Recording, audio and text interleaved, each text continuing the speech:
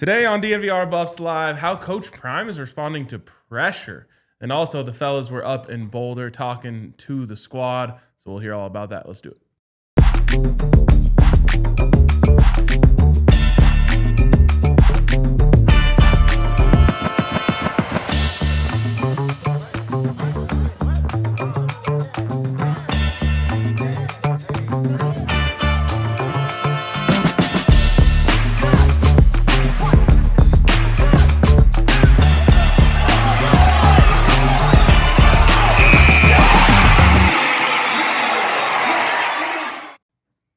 Buff Nation. Let's go. Squad. Coming to you live from the Xfinity studio. It is DNVR Buffs Live. We are back from spring break. Well, we were back yesterday. The team is officially back, though, on the gridiron. We never went on spring break. We did not. No That's breaks just the type of guys we are, yeah. Grinders. Skip spring break. Nope, we don't need it. No days off. Nope, never. Feeling great, though. I am, at least. It was great to be back up in Boulder. Day 7 of spring football. I think that puts us, obviously, right around the halfway mark. Definitely. We'll pass it at some point tomorrow with day 8. Yep. How we feeling today? I feel great. So do I. It's a beautiful day outside. Football's back. We learned a good amount today. It was good to hear from Coach J. Phil. Good to hear from Coach Rashad. Yes. Your guy, Quanell. Yeah. Our guy, Quanell. Yeah. It was How good. was Ernest? I couldn't tell you. Couldn't tell you, Hope he's doing well. He had we're just going to do this right away then. Did you watch Reach the People at all today? No. Bro, Ernest Campbell, all he's got to do is get out the blocks. Just get off the blocks without contact, and no one can run with him. Bro, those deep overs are cheating. No one can run with him. Those are cheating. RJ was like 7 yards behind him, bro. Like immediately. Yes. And I don't think that had anything to do with RJ's like technique or I was going to say, I can already hear the chat. but it's just like ball of snap separation right now. Yes. Across the field. Like that's going to be a problem for any corner. Yeah, it's crazy. Hell yeah. We'll get to that. Takeaways from practice, or at least Reach the People. Talk about the podium, what happened after practice. It's also Tiersday. Happy Tiersday, everyone. Thank you. A true Tiersday. True Tuesday. Real Tuesday. On a The way Taco God Tuesday. The way God intended. Yes, on a Taco Tuesday. We're going to be tiering Big 12 head coaches. All right, let's just start off with it. Wide receivers day on the podium. Always, at least for me, highly anticipated day. Yeah. Always good to learn from them. Coach J. Phil. Wide receivers aren't afraid to talk. No. And neither was J. Phil. I feel like we learned a lot today. Nice. Let's just start from the top then. J. Phil's obviously got a very different group in terms of skill set, in terms of experience, production than he had last year, right? And even the year before. I mean, the 2024 group was the 2024 group. But Coach Phillips said the first thing that really stood out to him is the speed of this wide receiving group. Obviously, gave a hat tip to the recruiting department and Coach Prime on bringing them in. But, he mentioned the speed. He mentioned the production as well of these guys who we're going to talk about, really leadership traits. The top 3, DeAndre Moore, Danny Scudero, and Cam Perry. That was a big theme of what J. Phil and Coach Rashad said on the podium. Coach Rashad on the podium today, too. Nice. Yeah. Yeah, I love that. I mean, Coach J. Phil is kind of echoing what we've heard from almost every position group on offense that we heard about this go-go offense. Mm-hmm. Coach Phillips saying that it's a receiver's dream, this go-go offense. With the use of option routes, which is what he talked about is a big part of this offense, which I think really blends well with the skill set of these receivers in particular, like giving them, two-way goes. Coach J. Phil said they have a route called win, straight up win. That's what you do. You just get open. Well, however you see fit based on leverage, coverage, all that type of stuff. So I love that, man. Coach J. Phil also talked about Danny he was asked about how Danny leading the nation in targets last year, like how you kind of go about, working that guy in, knowing that he's not going to touch the ball as much as he did last year. And Coach J. Phil was like, Danny's going to get the ball. Danny's still going to get the ball. You know what I'm saying? And he, just lauded his work ethic and called him an example guy. He said every coach needs an example in the room. And he said Danny's been that guy for us. So as talented as he is, I think he brings all the non-measurables as well, kind of the intangibles, the leadership, the work ethic as well that obviously this team and room has been looking for. Love it. I do want to quickly talk about option routes. Let's do it again. Let's do it. Run it back. Where's the iPad? Yeah. Well, and the reason I want to talk about it is I think that might sound like they might have a negative connotation right now within the fan base because famously on the DNVR Buffs podcast, Yes, sir. Shedeur Sanders in talking about what he didn't like about Sean Lewis's offense, or I don't want to put the words in his mouth. He essentially said like that offense had a lot lot of option routes, which he didn't like because Shedeur is such a kind of like pre-snap player, I guess I would say, is where he's like, okay, I could look at the defense. And again, we're off what Shedeur is saying now. We're talking about what I'm saying.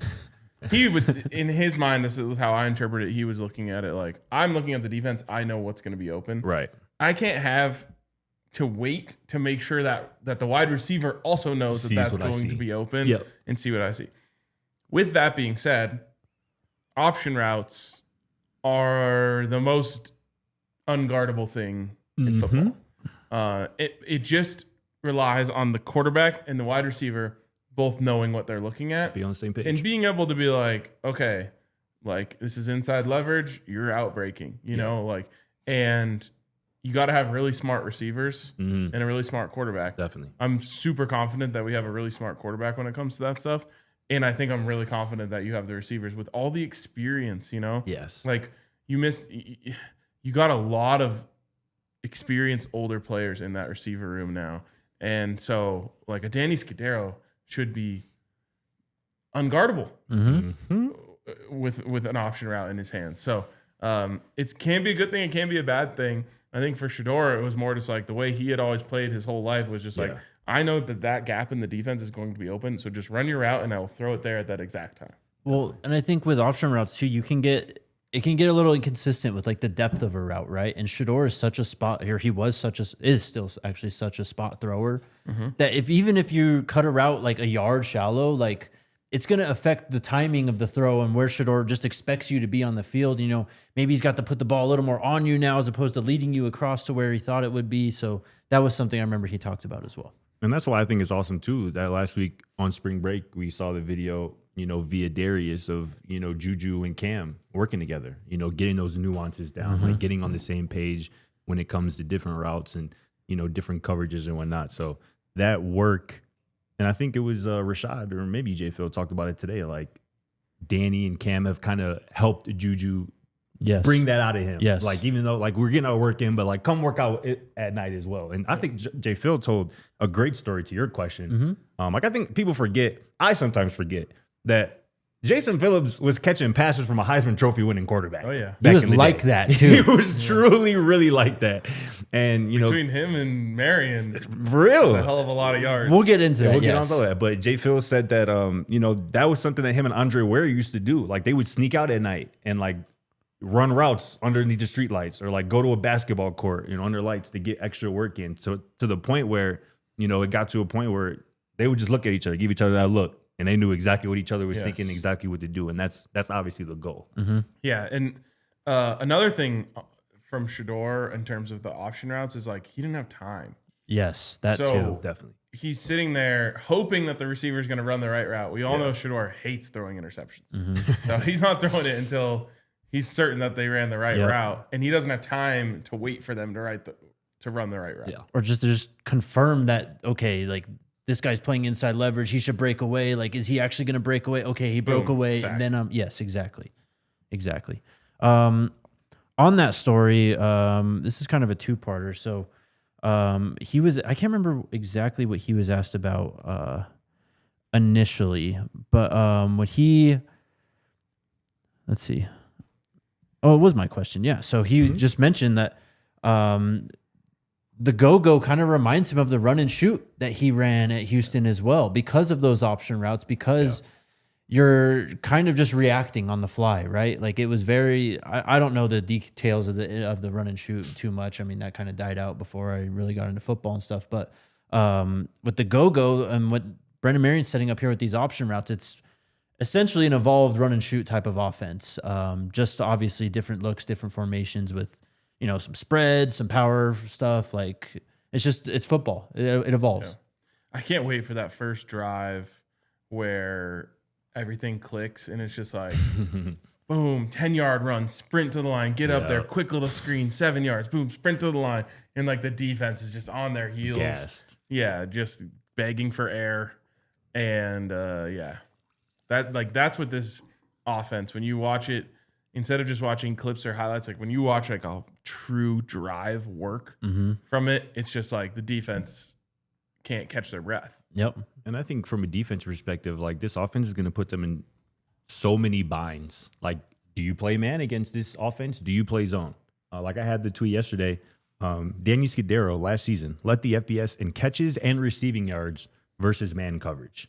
You can't play man against this team. You can't play man. What, you going to play zone? Well, that leaves you susceptible to the run. Yep. And you're going to get gashed 8, 7, 9, 10 yards a carry. And then what you going to do? You know what I'm saying? He's just going to put you in minds like, well, pick your poison, really, with this offense and the skill sets that they have, at Marion's disposal. Coach Phillips, he literally said that. It consists of a lot of different offenses. It's predicated towards setting guys up to be successful. Obviously, mentioned the run and shoot. Based on the defense that you see in front of you, it kind of tells you what your route is going to be, he said.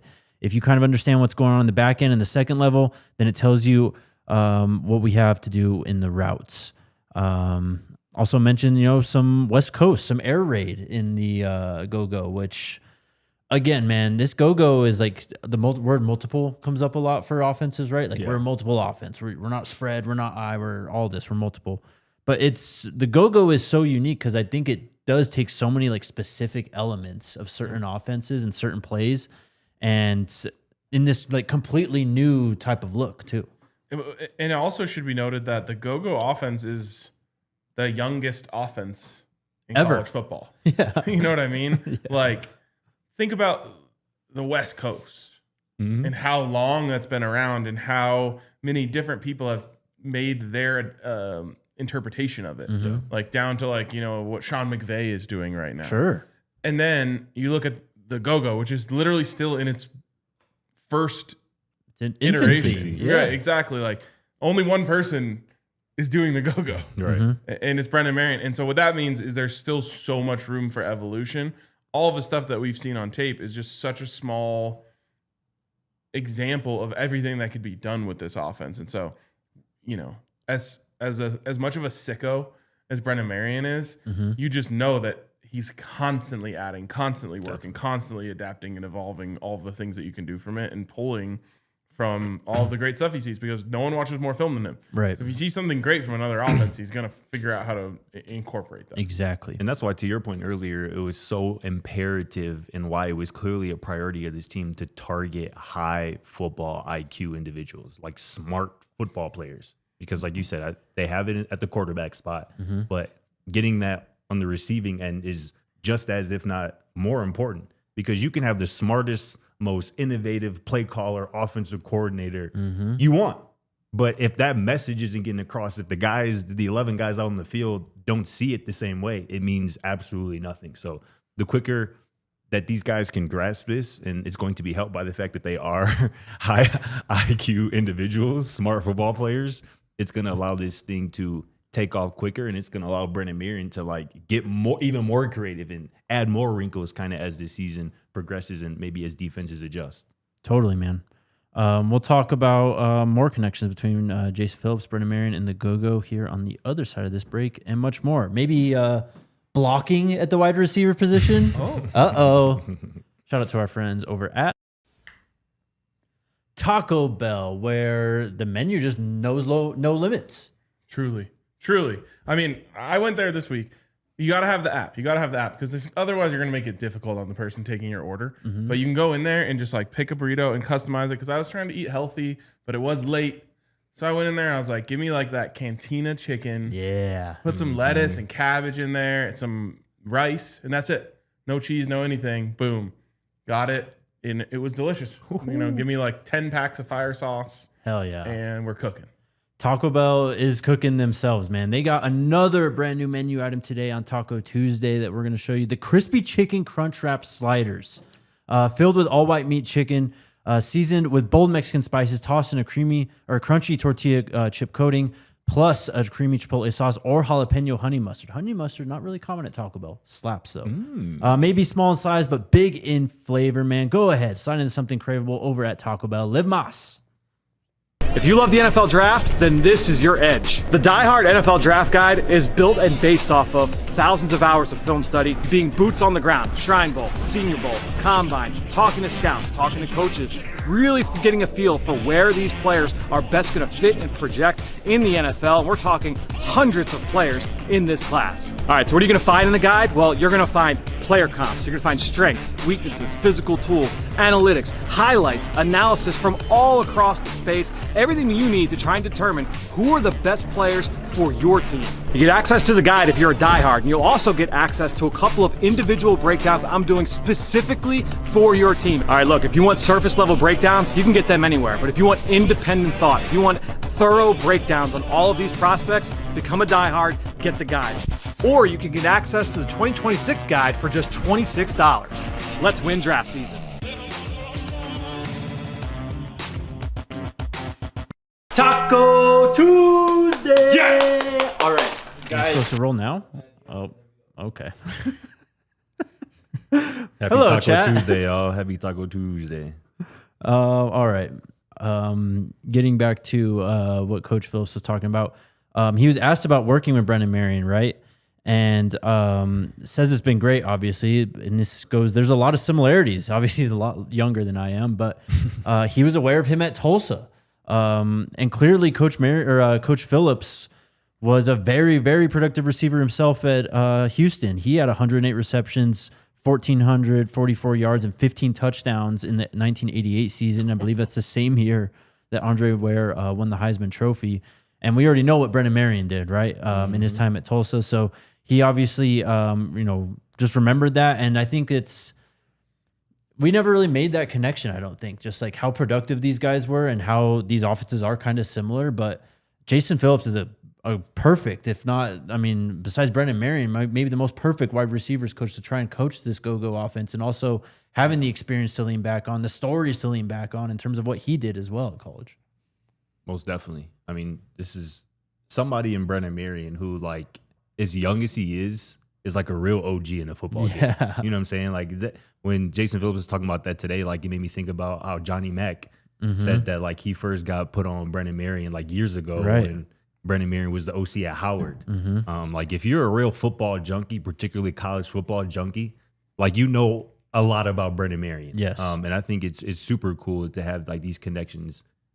Like you said, Jay Phil, like, coaching at Houston while, Brennan Marion is going crazy at Tulsa, and, like, they have, like, players competing. Like, he has his guys, his receiver room competing with Brennan Marion at Tulsa. So that's awesome. And there's just a wealth of knowledge for the receivers on this team. Like, you can go to Brennan Marion, who did it at a high level. You can go to Jason Phillips, who did it at a high level. You can go to Rashad Davis, who, has done a great job. You can go to Coach Prime, who has guarded some of the best to ever do it.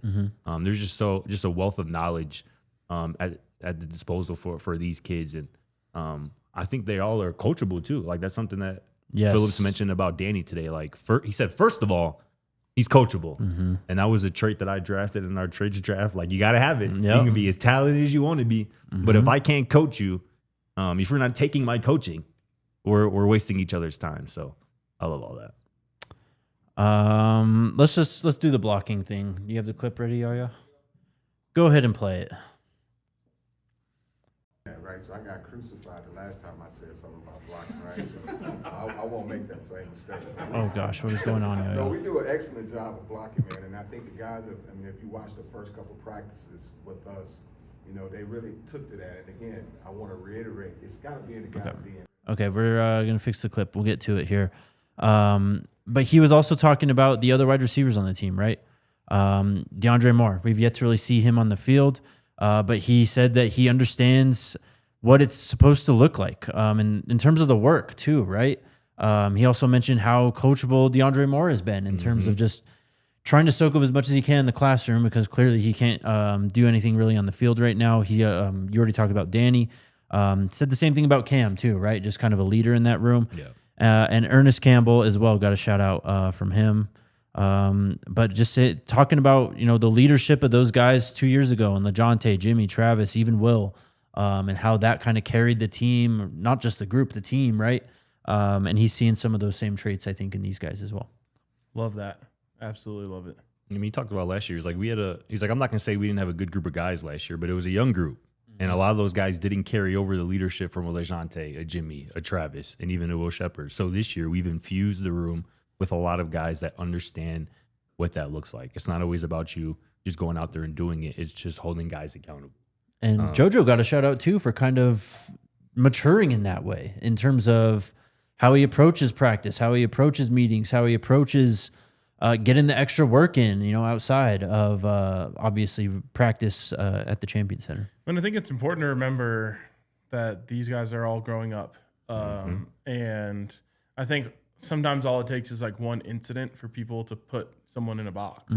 You have to remember what Coach Prime says about taking in a boy and sending home a man. Right. Like, you make mistakes when you're young, and then if you are, reprimanded for them the right way, and you understand, like, you can grow from that. Yeah. And, like the Utah game will stand out to people as both O and JoJo were out. Did JoJo come back?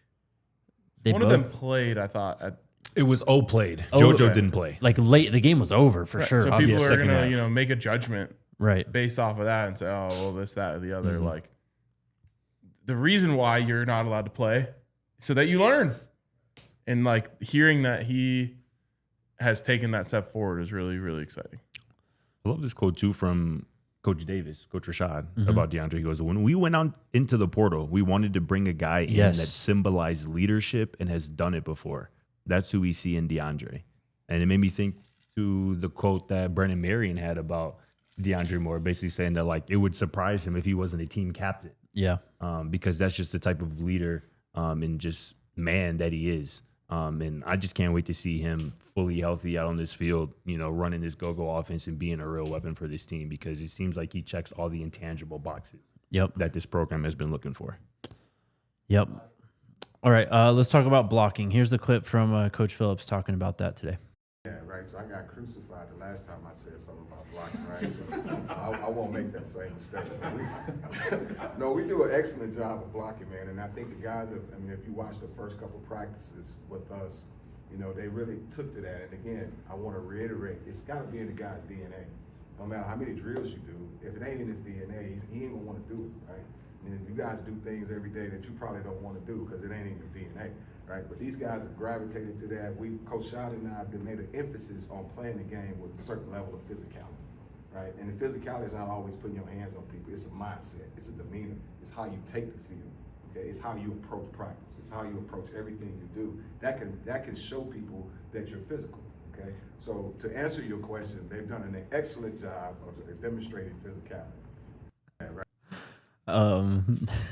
That was funny. That was funny. Shout out Coach Phillips. Very aware of the way that how could he not be spiraled out of control. But first off, he's right though, because he did say it last year, and of course it got lost in the context. But blocking is a mentality thing. It's not good when you say that and then the team also doesn't block. For sure, but it's a mentality thing. Like, you gotta want to do it, man. Like, and it's easy to tell. It's easy to tell in pass pro for running backs, like, who wants to go out there and be on the field and literally put their grill in someone else's face to try and just buy your quarterback an extra half second or a half a step, whatever it is. Because as we saw with Shedeur, a lot of times that's really all it takes to turn a sack or a turnover, a negative play into a first down, big play or touchdown. Yeah, I would say it's two things. One is want to. It starts with that. You can't, you can lead a horse to water, but you do have to lead the horse to water. Of course. And there's a lot of technique that goes into blocking that most of these wide receivers who just go out there and score touchdowns and, catch 75-yard passes all through high school just didn't have to learn. And yeah, so I think I'm confident that they're doing a much better job of that this year, because I don't think Brennan Marion will settle for anything less. I also never thought that they just simply weren't coaching it at all based on that clip. Of course. But, you have to force them to do it. Like, it can't be optional, and there has to be consequences to if you're not committed to it, or else, it'll just keep going on that way. For sure. And I think that kind of goes into what Jay Phil said earlier about the guys last year being a young group and not carrying over the leadership from the previous year. Because if you remember in 2024, like a lot of those passing touchdowns were sprung by a receiver blocking down the field. Like a handful of LeJonte's touchdowns were due to a Travis Hunter block down the field. The Heisman winner. Yeah, literally. And vice versa. Like a lot of those big plays were sprung by receivers blocking downfield. And like you said, RK, like Brandon Marion just simply not going for that. Like he's going to make sure it's an emphasis. So will Jay Phil, so will Rashad. And a troll kind of quote retweeted the quote or the clip earlier. Yeah. That you just heard there saying, no word on if he's actually coaching it though. Stay tuned. And then Brennan Marion responded. Yeah. Says, stop. They are coaching it well. Can't wait to display it this fall. Let's go. Shout out Coach Marion, bro. Yeah, he outside. He's not he hear messing y'all. around. he hear y'all. Bonk. Checking y'all. Yeah. But yeah, man. He's on that. We're on that. For real. And if you not, get off the field. Yeah. But yeah. I asked Coach Jay Phillips about just how those wide receivers are coming along, those wide receiver traits in terms of leadership and how that's helping Julian. And he said, particularly on Cam and Danny, those guys come in with a certain level of expectations from their quarterbacks. They're encouraging Julian to get out there and do more of the field work that we talked about in terms of outside of practice. Coach Jay Phillips says the quarterback-receiver relationship has to be one of communication and nonverbal communication when we're out on the field. And he did mention that story about Andre Ware. When you have that type of relationship and you're in the huddle and I can just look at you and I got this dude, those guys are bringing the element to Julian and the rest of the quarterbacks as well. Injuries. He gave an update on DeAndre Moore-ish. No real timetable on that. We'll see if we see him this spring. Same thing with JoJo. What was the update? Ish. Just that he's working. It was just, we really only got one negative update, and that was Hakeem Williams, who he said he's out indefinitely pretty much. He's gone for the spring. They don't know when they're going to get him back. So we hope to get him back in the next few months, obviously, in time for fall camp. But it does sound like JoJo and DeAndre are going to be back for fall camp at least. Great. Quickly, we'll go through Quanell. He was quick today. He mentioned his off-season training, just going out, bonding, and just building that connection off the field, right, with Juju. He also looks different. He does. He looks like a real wide receiver, bro. Yeah. Even like his face looks like a real football player. Like the way that it just, I don't know. Yeah. He just looks like he's in I know what you mean right now. He was just like smiling too before answering every question. Like he was like, he seems like really excited and giddy just talking about He's this feeling the offense confidence and this team. in what he's doing And right now. It could be a blessing in disguise, like having JoJo and Hakeem and Of DeAndre course. out. Like those are extra opportunities and reps for, Quanell and some of those younger guys to, get more acclimated with this offense. He said he's spent a lot of time working on his route running this offseason, just getting open, getting separation, and being able to do his thing on the field. Talked a lot about looking up to the older guys and learning from them and just how they train, what time they wake up, when they get to the facility, just replicating everything that they are doing. That's kind of it. He also spoke about the challenges of fasting during for Ramadan and during spring ball and how he's just eyeballing the water bottles pretty much all day because he's out there running around doing his thing and playing really well right now and doing it without hydrating at all during practice, which is insane. Crazy. Scary to me. It is. But he's halfway through. Yeah, totally. Anything else that you wanted to mention from today? Shout out Coach Shot as well. He was awesome on the podium. We kind of highlighted some of his stuff too. There are just two more things I want to hit on the other side. Okay, let's do that. And shout out our friends over at... Shout out to our friends over at Toyota, the GOATs. Hell yeah. When it comes to cars and trucks. And had one of those days today where one car between Allie and I just isn't enough. And that means the second car is coming soon. And I can't wait. It's going to be a fun process. Like, I want to do the whole thing. I've never done the like go and like test drive it and like all that stuff. You need a whole day. Yeah, no, I'll plan a whole day to either come home with a 4Runner or I don't know, a Supra. Yeah, potentially. But I'm excited to do it, and I'm excited to do it over at a Front Range Toyota store, including AutoNation Toyota, Arapahoe and Centennial, Corwin Toyota in Boulder, Groove Toyota in Littleton, Mountain States Toyota in Denver, Stevenson Toyota Eastern Aurora, and Stevenson Toyota West in Lakewood. Toyota is a proud partner of the Colorado Buffaloes and the official vehicle of DNVR. Let's go places. And shout out to the squad, our good friends over at Game Time. Game Time? Man. It is perhaps peak sports season that doesn't involve football, man. We got NBA playoffs rapidly approaching. We got, to some people, the NHL playoffs, the best sports playoffs rapidly approaching, Facts. man. One The of them. Nuggets are getting healthy right now. The Avs are gearing up for another cup run. And you should want to get into the building. You should want to get into Ball Arena to watch these two elite sports teams battle it out, man. So hit up our friends over at Game Time, man. Fees are all included. You'll know your total up front. There will be no surprise fees at checkout, man. You get these zone deals so you can save even more when you choose a section and then just like Game Time, choose your seats for you. You can get a panoramic view of your seats from your seats in the app before you hit buy. And your purchase is always covered with the most flexible customer service policy in the ticketing industry. So take the guesswork out of buying tickets to every type of event with Game Time, man. Create an account, redeem code BUFFS, BUFFS for $20 off. Download the Game Time app today. All right, Coach Shad. Y'all sent it to me? Yeah. Oh, it wasn't related to Coach Shad, but you might be. I thought we were just talking about today. But you might have read the show's headline and wonder, how is Coach Prime responding to feeling the pressure yes. at Colorado? And what does that even mean? Yeah, and what does that even mean? Well, let's talk about it. Coach J. Phil today was asked how Coach Prime has changed in reaction to what was a disappointing season last year. And Coach J. Phil replied, quote, "Press on us as coaches." He goes, obviously he's feeling the pressure from you guys, the media. He's feeling the pressure from everybody. And I hope I don't get in trouble for saying he's feeling the pressure from the fifth floor. Who's on the fifth floor, RK? That would be Fernando Lovo AD. and staff. For sure. And Coach J. Phil goes on to say, and obviously he's feeling pressure just from himself as a competitor. So I think the expectation level has just gone up a notch.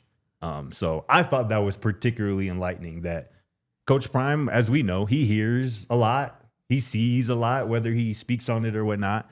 And the word pressure not only being used in a question, but used by J. Phil, like saying who we know is very close to Coach Prime, like on a personal level, not just a coaching relationship.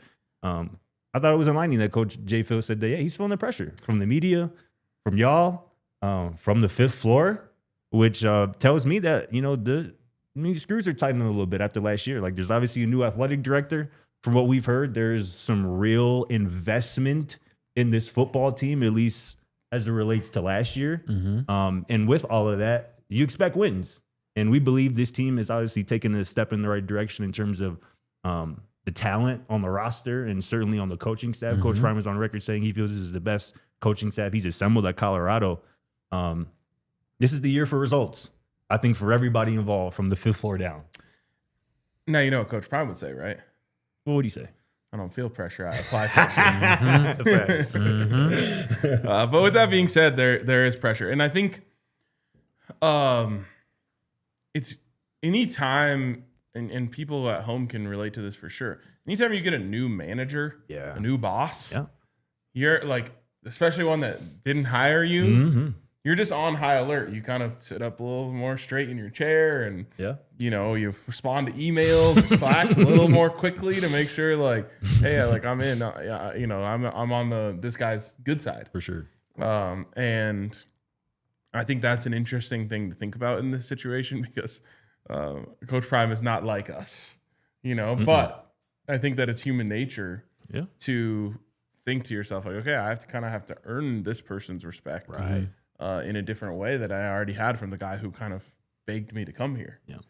And so that's interesting, but there's definitely pressure. I don't know how much pressure. The pressure from the outside, the pressure from the fans, I think is pretty heavy in terms of what they expect from this team. And I think that no matter how high our expectations could be or how much pressure we're putting on Coach, no one's going to put more pressure on him than he already puts on himself. Exactly that.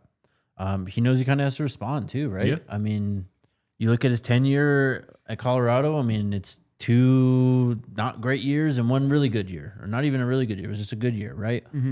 He's obviously trying to raise the bar, raise that average so that year in, year out, you're expecting this team to compete for titles. That's the standard, bar none, right? Definitely. For this football team. So, and as you mentioned, the investment has been put in, so it's time for results on the field. And I think we're all kind of in line with that too.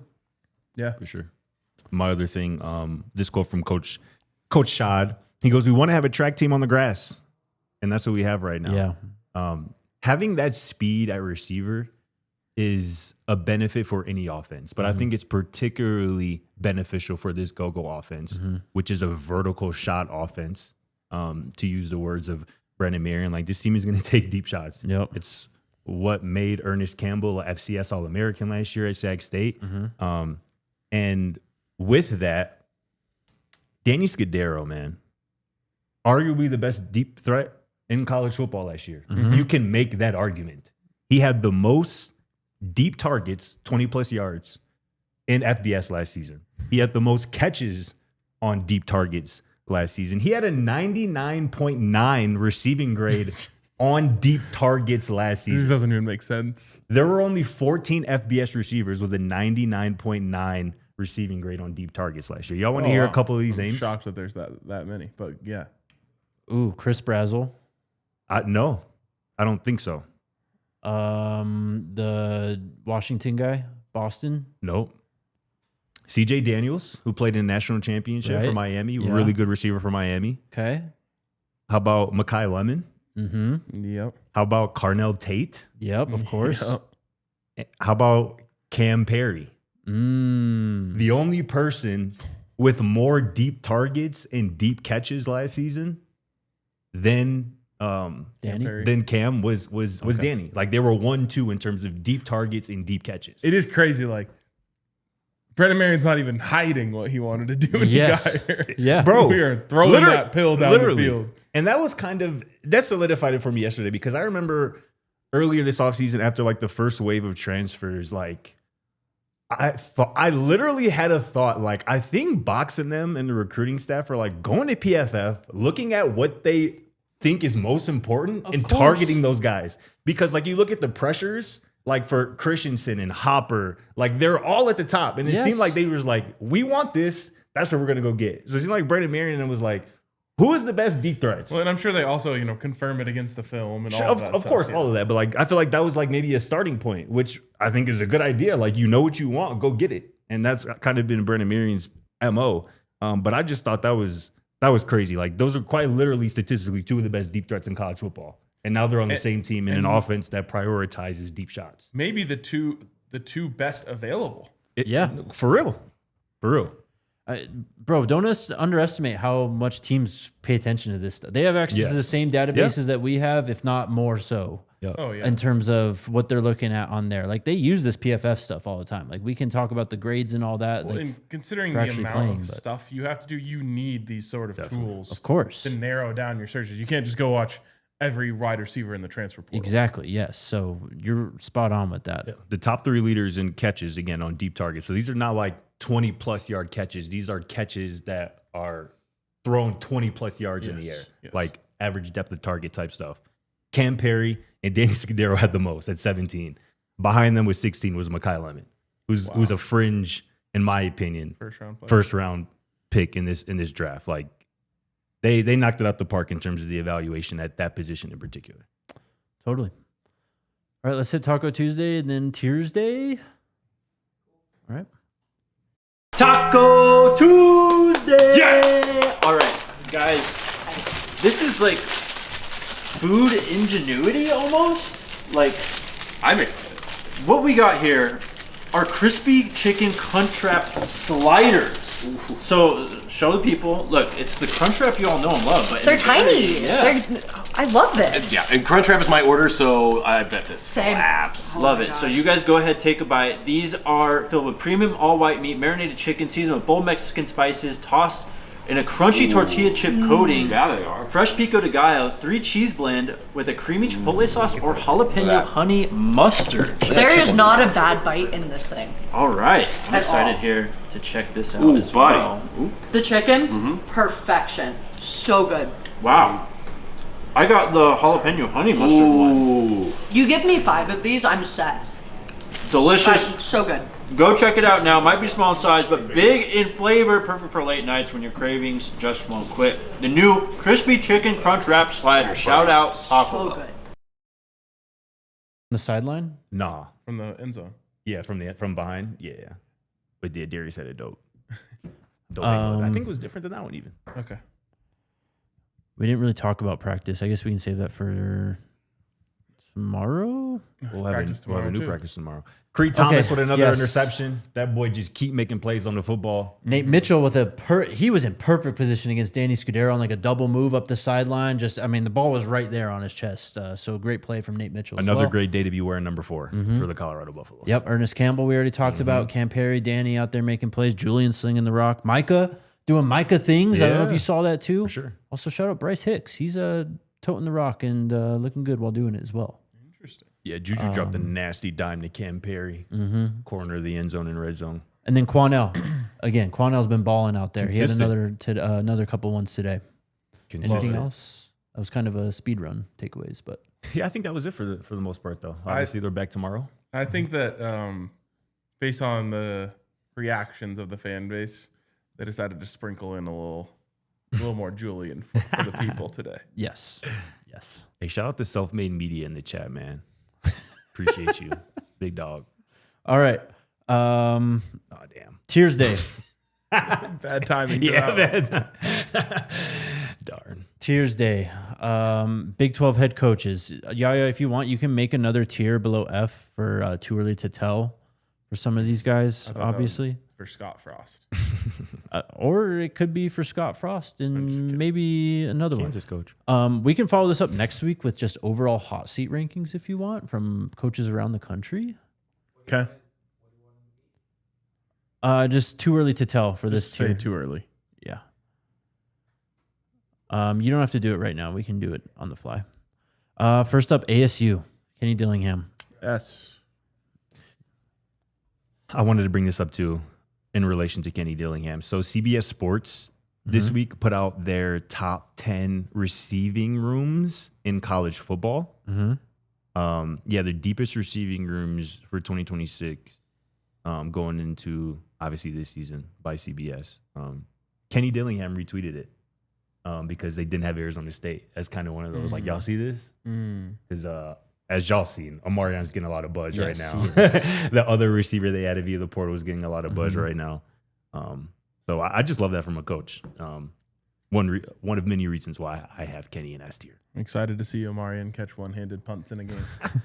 That was kind of crazy. It was crazy. I can't lie. That was some Odell shit. That was For really real. crazy. It looked like there was like a magnet involved. It looked like AI almost. I ain't gonna lie. Kenny Dillingham's 22-17 in 3 years. We're giving him an S tier.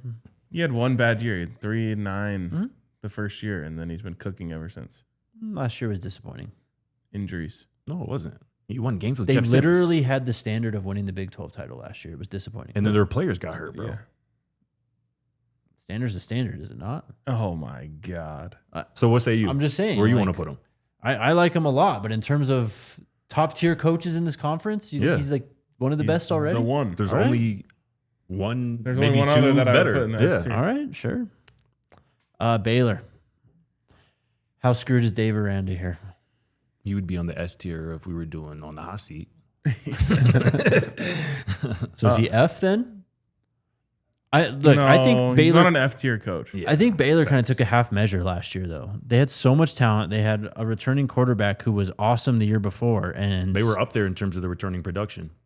Ex- From, yes, Bill they were. Connolly and ESPN, yeah. This is going to be his now 7th season, and they went 5-7 last year, coming off an 8-5 year.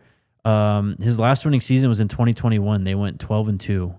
And if you think about Well, it, other than the year before. Yeah, other than last year, he's 36-37 overall. and if you remember that 8-5 year in 2024, Mm-hmm. they started the year terribly. Yes, I think they did. started off 2-4, 2-5, and then they rattled off like 5-6 to end the year, which is impressive finish to the year. But at midway point of that season, he was on the hottest of seats. You know, so this is probably I'd say it's a C. He's C. Again, half measure from Baylor. Should have done it last year. What does a half measure mean? Like, you're giving him like this extra chance, but then if he does like a 3-4 game skid to start the year, it's like, all right, we're firing him, and you just wasted 8 months pretty much. Okay. Yeah. C. Kalani Sitake's S tier. Yeah. I don't, not to gloss over him, but he's the way best coach. He handled last offseason the Retzlaff thing into starting a true freshman quarterback into that season where they lost to one team all year is super impressive. So he's obviously S tier. Managed to get LJ Martin back, and you saw the reaction, obviously, when he announced he wasn't leaving for Penn State. Very, very loved by his players. Yeah. That they're going to have a statue of him outside that stadium one day. I saw a photo of Bear recently, too. That boy looked like a damn fullback. Scary. Weird build for a quarterback. Really, and the with number just makes it worse.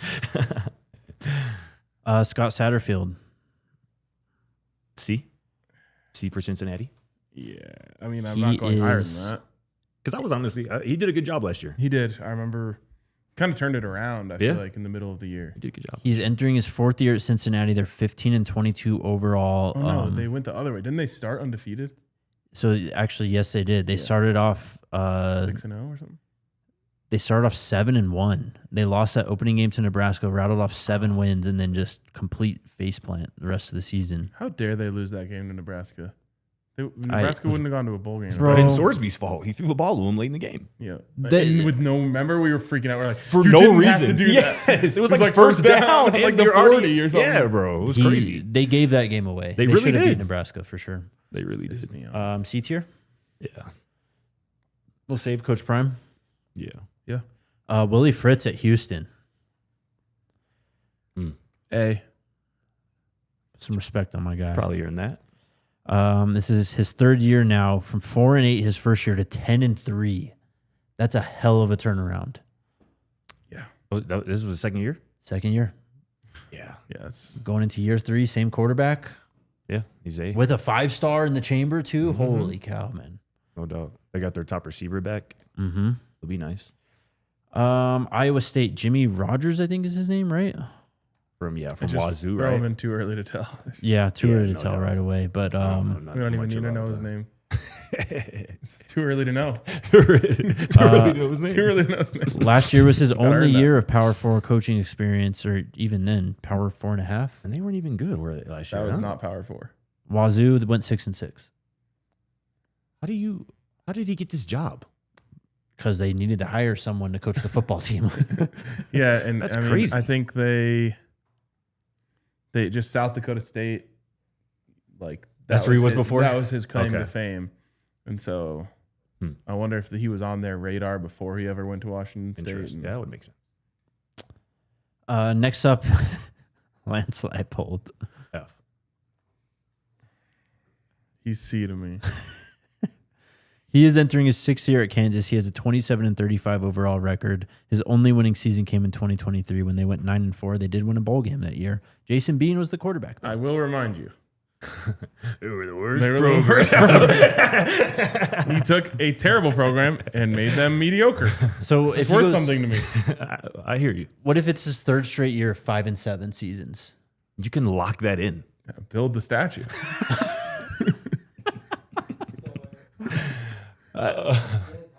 I'm the tiebreaker. Yep. I guess if there was a D tier, that he would be D tier. You would. But Like some, when you see Kansas on the schedule, folks, I just think of the game 2 years ago where we thought we would roll and they just made our life a living hell. It's fair. That's what I think of. okay, I'm just saying, like that just don't Put scare him in F nobody. tier. I'm feeling petty today. Hell yeah, somebody got to go in there. Good a candidate as anybody. K-State. Too early Colin to Klein. tell. Too early to tell. Is it too early for you? You like All this right, guy? you guys want to glaze and No, this, well, that, and the look, other. I'm not. don't really have an opinion or strong either way on his system him. really fits Avery, and I think Avery is going to actually develop this year.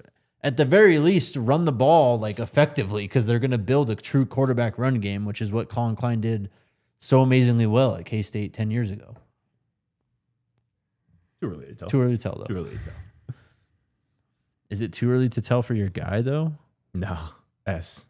Oh, come on, bro. Please. So Eric Morris at Oklahoma State. He had 3 years there. This year he went 11-2. Obviously, great year. Drew Mestamaker. He's 22-16 overall. Went 5-7 and 6-7 those first 2 seasons.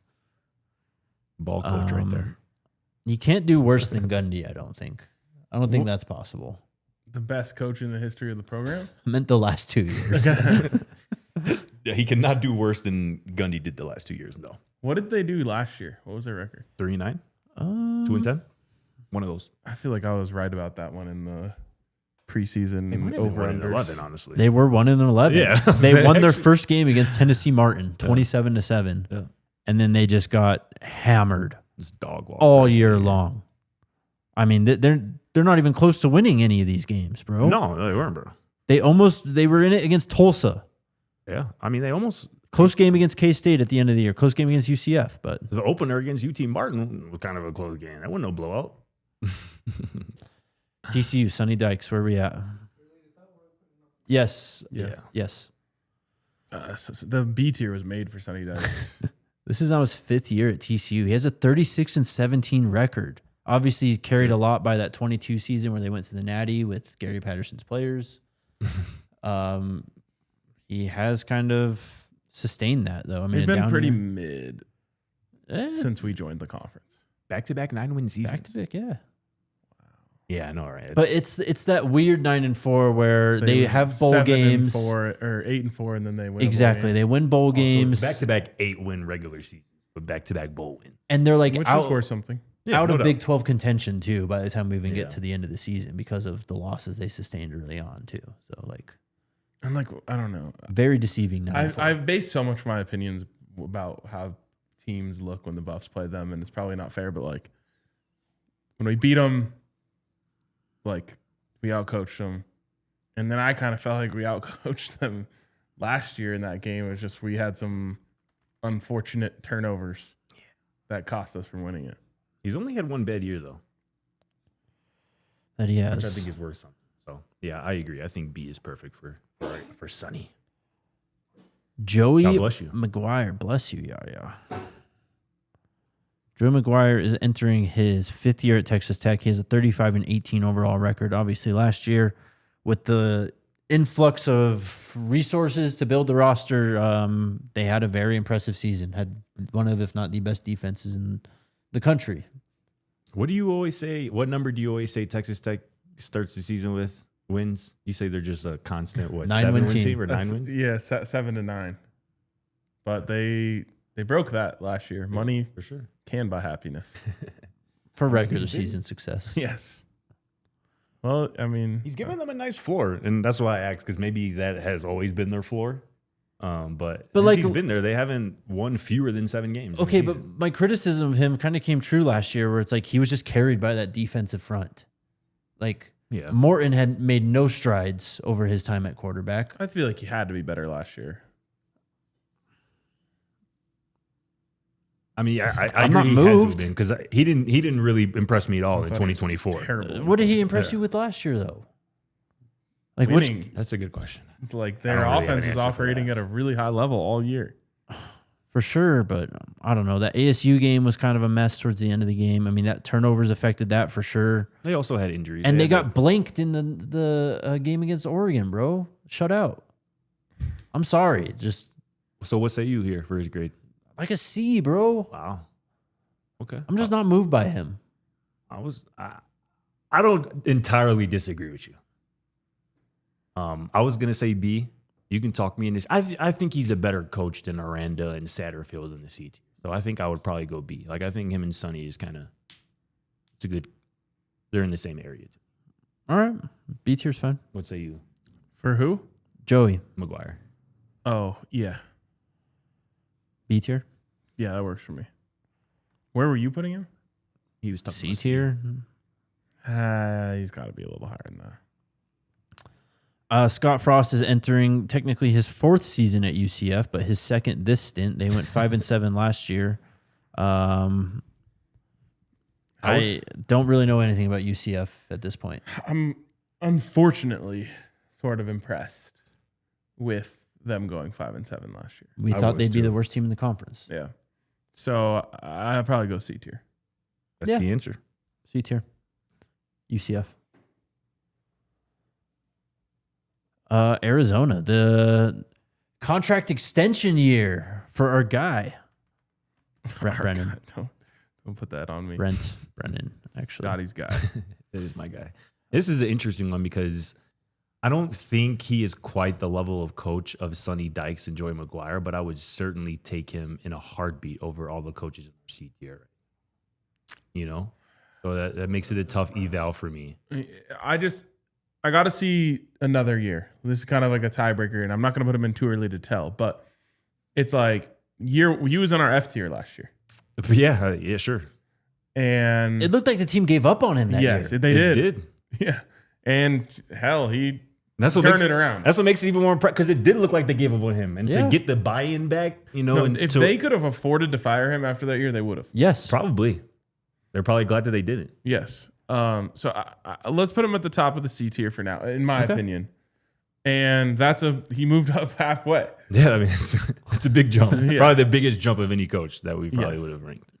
I think he's in danger of being like labeled a Fafita merchant in terms of he's Won't know really, that this year. but he's really got to recruit like the replacement for that. Like We obviously, got our boy, Oscar Rios. I mean, yes, we'll see. Obviously, well, I mean, we got a whole offseason to go through, but That's like, a 4-star quarterback. for sure. But I need to see it on the field too. So I mean, this year, I think anything bowl eligible or above is good enough to keep him in town until we really, I think, find out.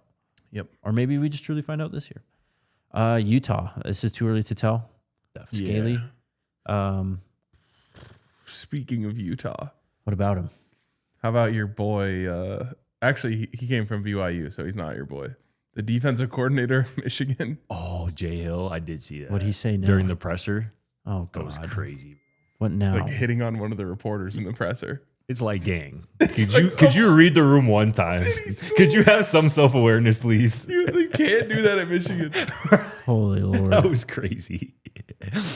So I couldn't believe it. Like he had to be thinking that had to come out of his mouth, and then he had to immediately realize, like, oh my God, I'm an idiot. Those Michigan men, man. Yeah, what's going on up there? What's in the water? That was the prior regime, bro. Last coach before we get to Coach Prime is Rich Rod. He's headed into his 9th season at West Virginia, the 2nd season for this stint. 4-8 last year, a complete roster overhaul again. We don't even know what the roster looks like. Is he still too early to tell in year 2? Or technically year 9? No, because BC we have a for me. lot of.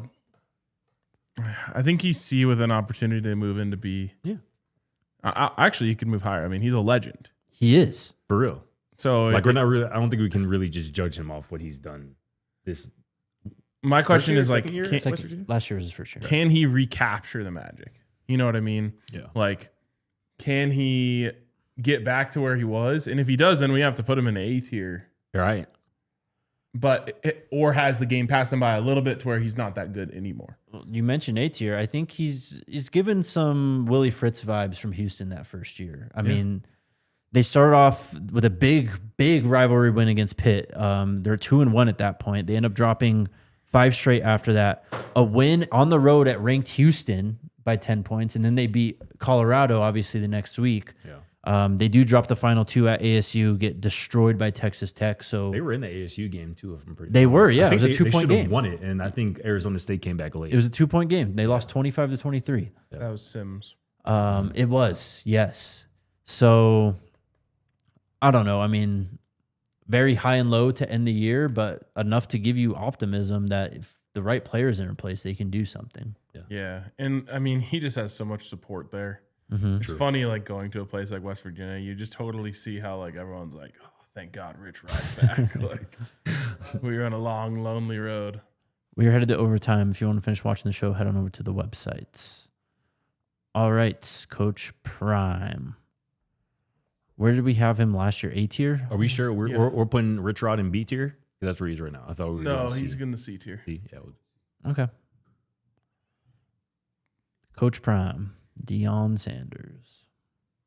Here comes the pressure from the media. No, for real. What y'all got? I think that I also, the same way that I give credit to Lance Leipold for what he took over, I give credit to Coach Prime for what he took over.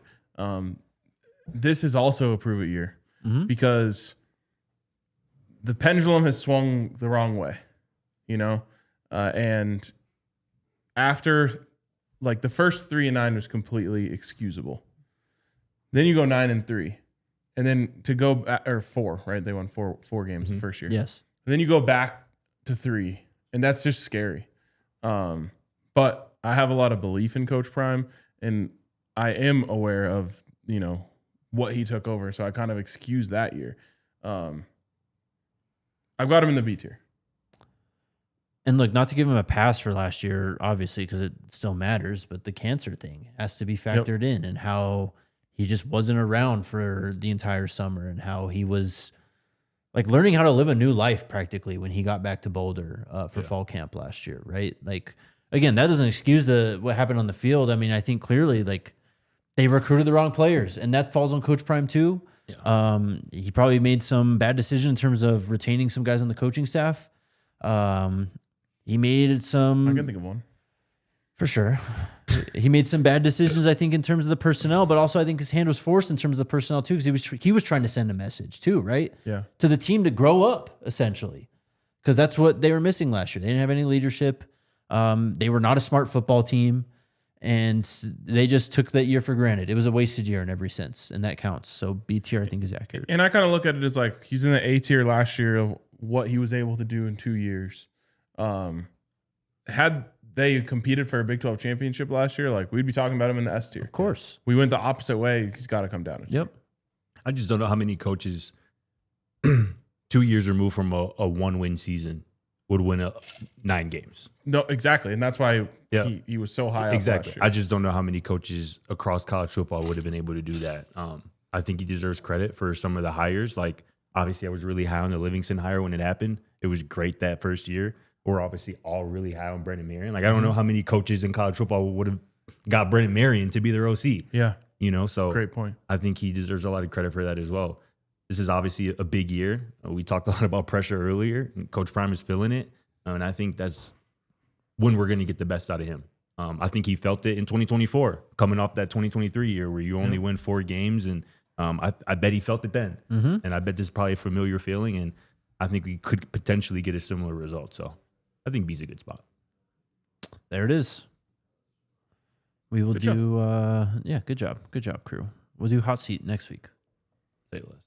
And we'll have some returning faces from today. I just love. Can you pull that up again real quick? Yeah. My favorite part about this. That F tier. Isn't it beautiful? Wait, hold on, real quick. I'm too early to tell. I mean, I already know Scotty's pick here. RK, I'm mostly interested in your pick. From the too early to tell coaches, who do you think actually is the best? Or maybe in the best situation, most likely my take succeed? on this? Oh, Scotty's take. I know Scotty's, yes. Okay. Colin Klein. Scotty, of course, is going to say Oklahoma State. Eric Morris, yes, sir. I think I'm Colin Klein as well. Also, I'm not giving up on Utah. I am. Really? Just because I can. Bowl team? Yeah. They have good players. 8 But wins. I'm talking about the long, like, I'm not in on the coach. He's been there for a long time. And you don't care? No. No? Okay. Fair enough. Whittingham Merchant.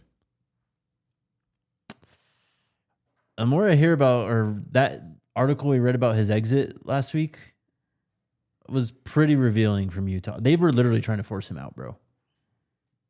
Well, I mean, so are you worried about it at Michigan? No, it's just that I think that there is some concern about what you said, like the long term, like maybe too many like chefs in the kitchen type thing. Too many meddling hands from their theoretical fifth floor. You know what I mean? Yeah. You know what? You said we're gonna do hot seat next week. I think maybe it's similar, but like coach is under the most pressure in the conference because like I think he would be top 3. Yeah.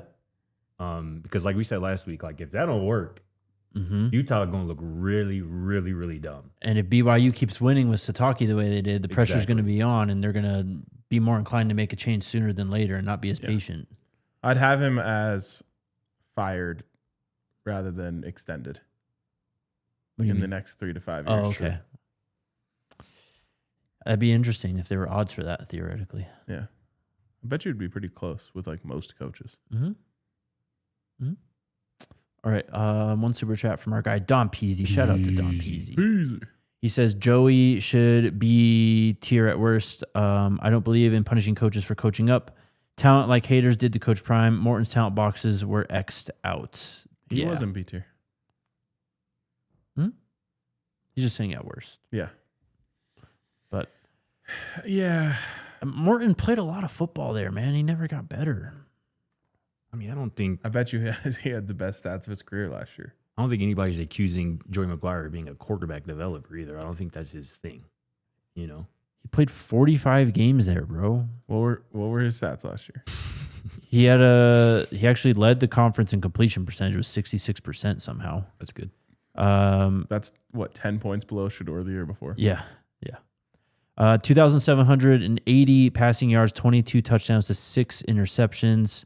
No rushing touchdowns this year. What was the TD to INT the year before? 27-8. Okay. So, yeah, you're right. But he was hurt. Right. Missed a couple games. Yeah. Fair. Yeah, he only played in 12 games, and they obviously had, 14-game season? They went 12-2. I wonder if we see Hammond again this year. Remember? Over Sorsby? Is he still around? Hammond, I'm pretty sure. Did he enter the That portal? would be crazy if they threw... I mean, he was a young guy. I think he was a true freshman last year. Or a redshirt freshman. I think he's a Hammond's there. true sophomore last year. That makes sense. He's a young guy. I know that. True sophomore, redshirt freshman. I don't know how many games he played in 24 because he did play in 24 too. He played against us No. late in the game. I thought he did. Okay, I believe that, yeah. But he had Am I wrong? he had a big game in his freshman year. Yes. Where I remember being like, they should be starting him. Yeah. I think when Shiloh smacked Morton, I think that's when Hammond came in. If I'm not mistaken. So he played in 4 games that first year. He did not play against Colorado. Sorry, but what a fun weekend that It's was. just man. crazy that Jesus. Texas Tech got Baron Morton for another year. He really did. we'll see. All right, that was fun. That was. Appreciate you, chat. We'll be back up in Boulder tomorrow, so another fun show to look forward to. We'll talk then. Let's go Buffs. Go Buffs. We all silly like the mayor.